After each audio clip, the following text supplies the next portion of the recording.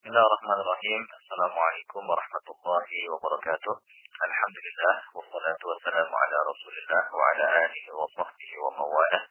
Amma ba'du, ikhwani wa akhwati fillah rahimani wa rahimakumullah.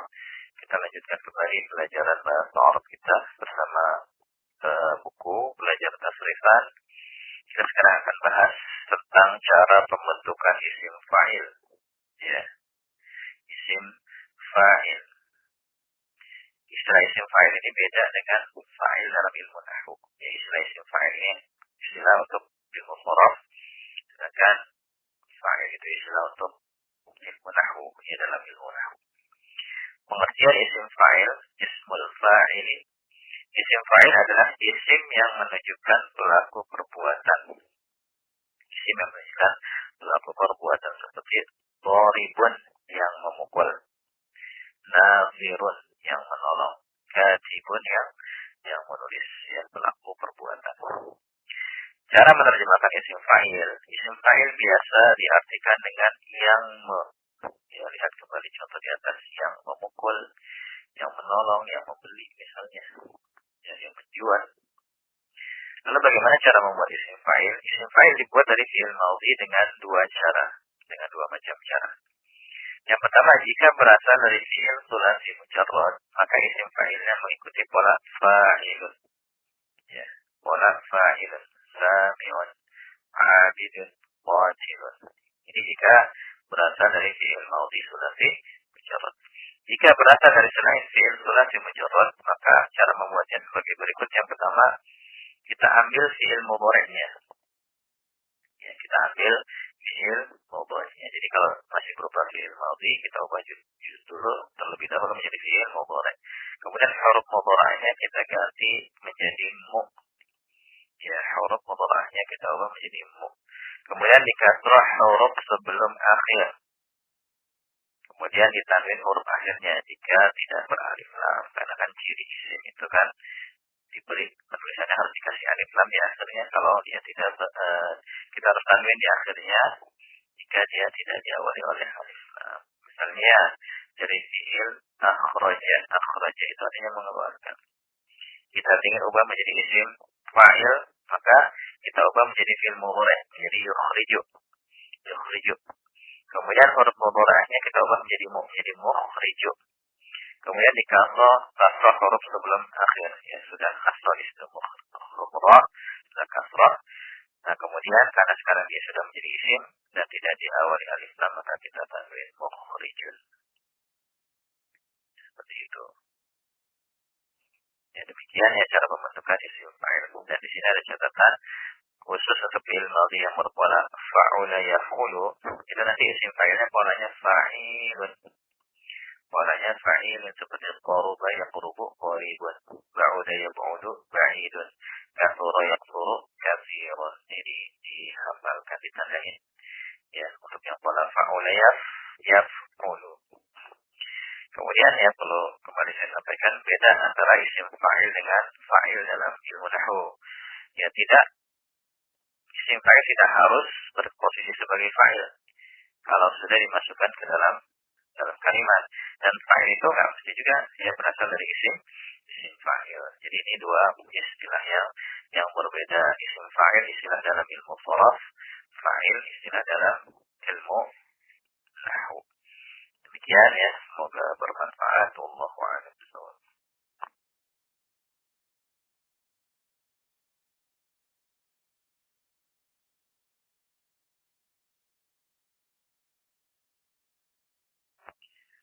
Bismillahirrahmanirrahim. Assalamualaikum warahmatullahi wabarakatuh. Alhamdulillah wassalatu wassalamu ala Rasulillah wa ala alihi wa sahbihi wa mawalah. Amma ba'du, ikhwani wa akhwati fillah rahimani wa rahimakumullah. Kita lanjutkan kembali pelajaran bahasa Arab kita bersama buku belajar tasrifan. Dan sekarang kita akan belajar pembentukan isim maf'ul. Pembentukan isim maf'ul. Sebelumnya kita bahas pembentukan isim fa'il. Ya. Pengertian isim maf'ul, ismul maf'ul. Ya. Isim maf'ul adalah isim yang dikenai suatu perbuatan. Misalnya madrubun, yang dipukul, mansurun, yang ditolong, maktubun yang ditulis. Cara menerjemahkan isim maf'ul. Isim maf'ul biasa diartikan dengan yang di. Ya, di awalnya ada kata-kata yang di. Lihat kembali contoh di atas. Kemudian yang ketiga, cara membuat isim maf'ul. Isim maf'ul dibuat dari fi'il madhi dengan dua macam cara. Ya, isim maf'ul dibuat dari fi'il madhi dengan dua macam cara. Yang pertama, jika fi'ilnya berasal dari fi'il sulasi mujarrad, maka isim maf'ulnya mengikuti pola maf'ulun seperti masmu'un, ma'budun, maqtulun. Kemudian jika fi'ilnya berasal dari selain sulasi mujarrad, maka menyusun isim maf'ulnya sebagai berikut. Ambil fi'il mudhari'nya, ya sama seperti pembentukan isim fa'il. Kemudian huruf mudhari'nya diganti mu. Kemudian di fathah huruf sebelum akhir. Nah, ini bedanya di sini. Kalau isim maf'ul di fathah huruf sebelum akhir dan ditanwin huruf akhirnya jika tidak alif lam mim sama dengan pembentukan isim fa'il. Misalnya dari akhraja yukhriju mukhrajun. Mukhrajun. Huruf ra-nya kita ubah menjadi fathah, ya. Karena ra sebelum akhir kan jim, sebelumnya ra, ya. Di sini langkah ketiganya kan di fathah huruf sebelum akhir. Maka menjadi mukhrajun, ya ditanwin akhirnya, karena kaidah penulisan isim kalau nggak ada alif lam maka harus ditanwin akhirnya. Yu'allimu menjadi mu'allamun, yastami'u mustama'un, yata'allamu muta'allamun, yastaghfiru menjadi mustaghfarun. Ya. Dan perlu saya sampaikan bahwa beda antara isim maf'ul dengan maf'ul bih. Ya, isim maf'ul dengan maf'ul bih itu beda ya. Isim maf'ul istilah dalam ilmu sharaf, sedangkan maf'ul bih itu istilah dalam ilmu nahwu. Isim maf'ul ketika nanti sudah dimasukkan ke dalam kalimat belum tentu dia berkedudukan sebagai maf'ul bih, dan maf'ul bih pun ya harus berasal dari isim maf'ul. Ya. Jadi harus dibedakan ya dua istilah ini. Ya, barangkali ini ya, yang bisa kita bahas. Semoga bermanfaat insyaallah. Setelah ini kita akan bahas pembentukan isim zaman dan isim makan. Ya, wallahu a'lam bishawab.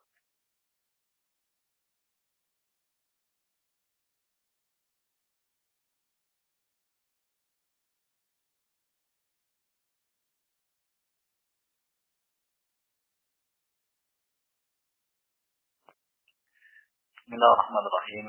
Assalamualaikum warahmatullahi wabarakatuh. Alhamdulillah. Wassalatu wassalamu ala rasulillah wa ala alihi wa sahbihi wa mawalah.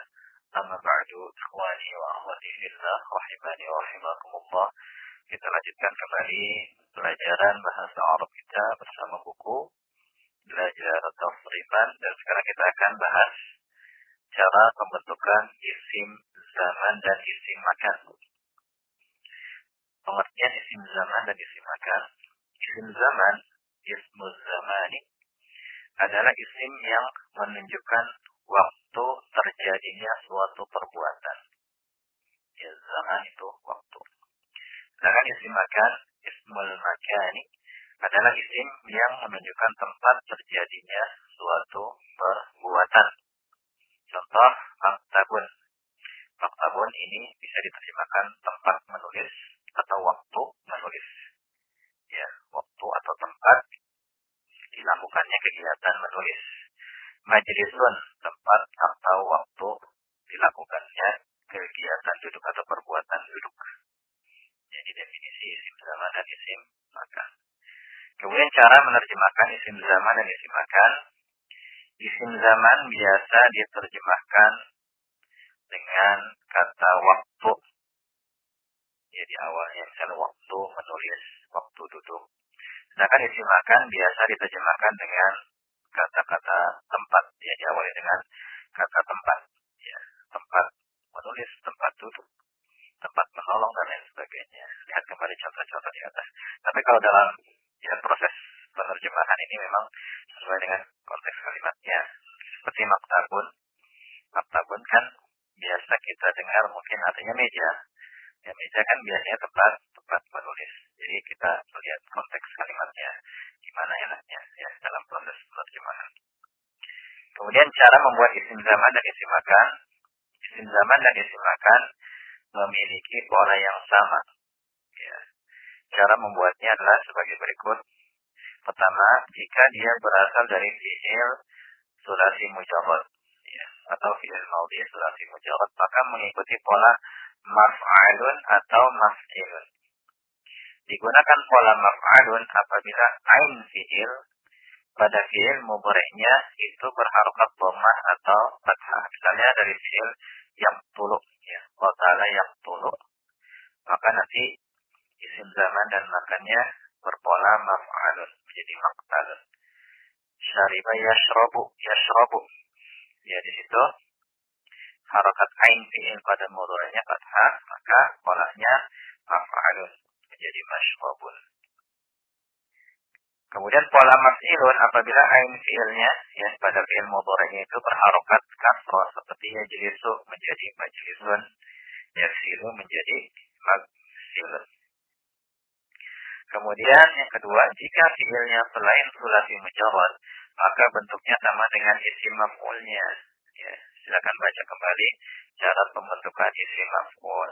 Seperti misalnya yukhriju menjadi mukhrajun, yu'allimu mu'allamun, yastami'u mustama'un, yata'allamu muta'allamun, yastaghfiru mustaghfarun. Kemudian ada catatan yang pertama, karena isim zaman dan isim makan berpola sama, maka cara membedakannya ialah dengan melihat konteks kalimatnya. Apakah lebih tepat diartikan waktu atau tempat. Jadi kita ya pelajari dulu kalimatnya secara keseluruhan, baru kemudian kita tetapkan apakah dia lebih tepat diterjemahkan isim zaman atau isim makan. Contoh, hadzal babu madkhalut talamizi wal an madkhaluhum. Ya. Hadzal babu, pintu ini, madkhalut talamizi, adalah tempat masuk murid-murid. Ya. Di sini lebih tepat kita terjemahkan tempat. Ya, karena sebelumnya ada kata-kata hadzal babu, pintu ini. Wal an, dan sekarang yang menunjukkan waktu, madkhaluhum adalah waktu masuk mereka. Kemudian catatan yang kedua, isim zaman dan isim makan ada yang menyalahi kaidah umum pembentukannya. Misalnya, ya dari kata sajada dan mugharaba, mestinya isim zaman dan isim makannya adalah masjadun atau maghrabun. Ya, sajada yasjudu, gharaba yazrubu. Namun yang dikenal dari orang Arab adalah masjid dan maghribun. Jadi kita ikuti saja orang Arab. Nah, yang seperti ini nggak banyak, jadi dihafalkan. Ketemu hal-hal yang menyalahi kaidah seperti ini dan biasanya itu nggak banyak, maka kita catat dan kita hafalkan. Demikian cara belajarnya. Nah, barangkali ini ya pembahasan tentang isim zaman dan isim makan.